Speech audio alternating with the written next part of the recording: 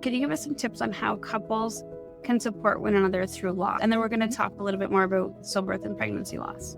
Yeah. Okay. So I find that this is such an important question because I also do therapy for both individuals and couples. Oh, But we're I going to tell find, everybody where to find you after as well, because this is really important. I find that this is important because different grieving styles, it's pretty much one of the biggest sources of conflict that I see in couples dealing with infertility or even after loss.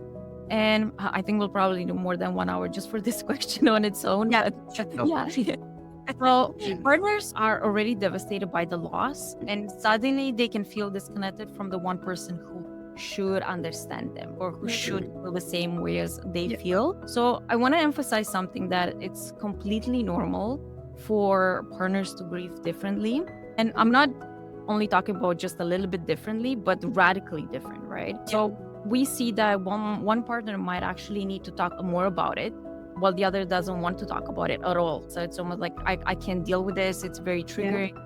One partner might cry openly while the other distracts themselves with work. And the thing is, none of these approaches are wrong, right? So they're just different, pretty much nervous system responses to that overwhelming pain. And some people process grief externally by talking and crying, and others, they internalize that by needing space or time alone.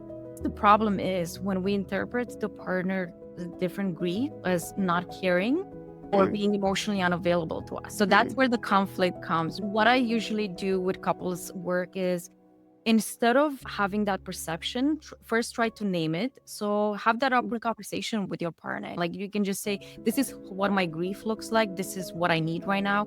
I need to talk about it, or I need to not talk about it. So where it comes with. One thing that I like to say is that different doesn't mean less. So just because your partner deals with it different doesn't mean that it's any less meaningful for them, or that any less meaningful in the relationship.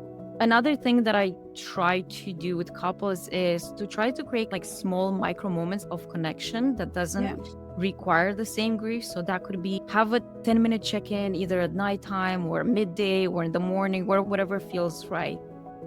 What I said earlier, that I like to be curious about like patterns and things like that. Try to get curious instead of becoming defensive about the partner. So what I mean by that is, try to assume a positive intent, right? So assume that just because your partner's grieving differently, that it's not necessarily that they're minimizing the loss, or they're not caring about you, or they're just trying to forget about it.